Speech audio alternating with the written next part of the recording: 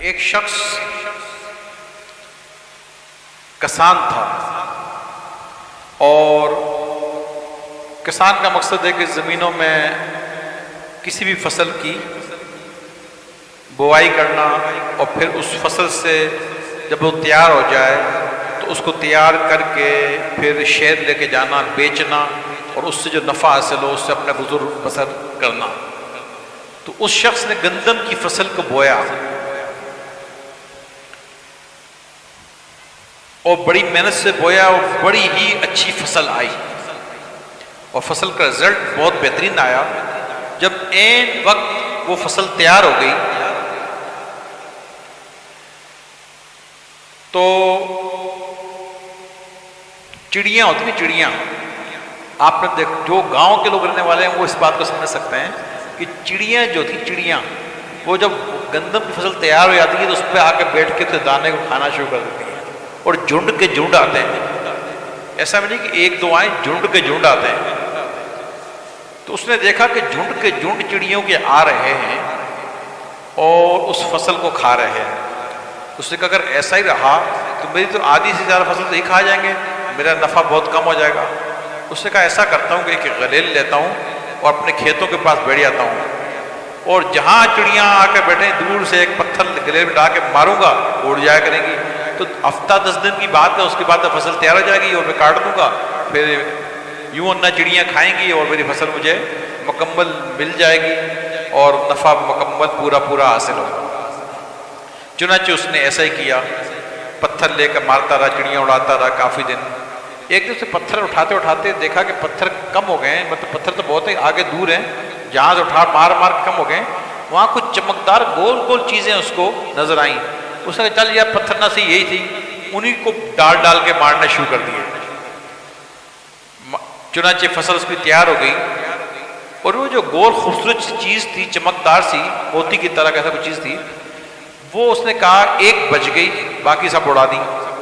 اس نے کیا کیا کہ اس کو سوراخ کر کے گدھے کے گلے میں ڈال کر بولے چلو یار یہ ہمارے گدھے کے گلے کا موتی ہے، وہ ڈال کر یہ گدھے کے گلے میں ڈال دیا، اور ڈالنے کے بعد اپنی فصل میں کو اسے کاٹا پیٹا، دانہ نکالا، چلو بھائی اس کو شیر لے کے جاتے ہیں اور بیچیں گے۔ یہ بہت ساری بوریاں اس نے اکٹھی کر کے اوپر نیچے تیل لگا دی۔ تیل لگانے کے بعد وہ پہلی فصل شیر لے کر گیا۔ جب شیر جہاں پر یہ گندم فروخت ہوتی تھی، دو تھوک ہول سیلر جو ہیں تھوک فروش، تو ایک جوہری جیولرز کے آگے سے وہ گدھا گزرا، اس کی نظر گدھے کے گلے میں وہ جو موتی تھا اس پر پڑ گئی، وہ ایک دم فٹافٹ بھاگ کے باہر گیا، اور وہ گدھے کے پیچھے تھا، گدھے پہ گندم تھی، اسے پکڑ لیا۔ اس نے کہا بابا جی یہ جو گلے میں موتی پڑا ہوا ہے گدھے کے، یہ آپ بیچو گے؟ وہ سوچنے کا بیچو گے کیا مطلب؟ وہ خاموش رہا۔ اس نے کہا 10,000 روپے دیتا ہوں، دیتے ہو؟ 10,000؟ وہ خاموش ایک دم دنگ ہو گیا، بولا 20,000 دیتا ہوں، 30 دیتا ہوں، 1,00,000 روپے دیتا ہوں، دیتے ہو؟ جب 1,00,000 روپے کا نام سنا تو وہ بے ہوش ہو کر گر گیا۔ اس نے سوچا یار مجھ سے کوئی غلطی ہو گئی ہے، تو مرنے کو آیا، اسے پانی میں ڈالا، پانی پلایا ہوش۔ وہ بابا جی ہاتھ جوڑتے ہیں، نہیں بیچنا تو نہ بیچو، وہ بے ہوش تو نہ ہو۔ بولا یہ بات نہیں ہے۔ بولا کیا بات ہے؟ بولا کہ یہ تم جوری ہو، تم نے اس کو موتی کو پہچانا ہے اور اس کے 1,00,000 روپے مجھے دے رہے ہو۔ میں افسوس اس بات کا کر رہا ہوں وہ کتنے ہی موتی، پتہ نہیں 50 تھے، 100 تھے، 60 تھے یا 200 تھے، وہ ضائع کر کے آ گیا میں۔ اگر وہ بھی میرے پاس ہوتے تو میں کتنا امیر کروڑوں پتی بن جاتا۔ میں افسوس اس بات کر کے بے ہوش ہوا ہوں۔ عقائد میرے چاہنے والوں ختم ہو گئی۔ اب اس کا رزلٹ جواب کیا آتا ہے، اس سے سبق کیا ملتا ہے کہ دنیا میں آج جمعے کی محفل ہے، یہ موتی ہیں۔ جمعے کی محفل کیا ہے؟ موتی ہیں۔ آدھے سے بھی کم، چوتھائی پبلک آئی ہے، انہوں نے یہ موتی ضائع کر دیے، آپ نے لے لیے۔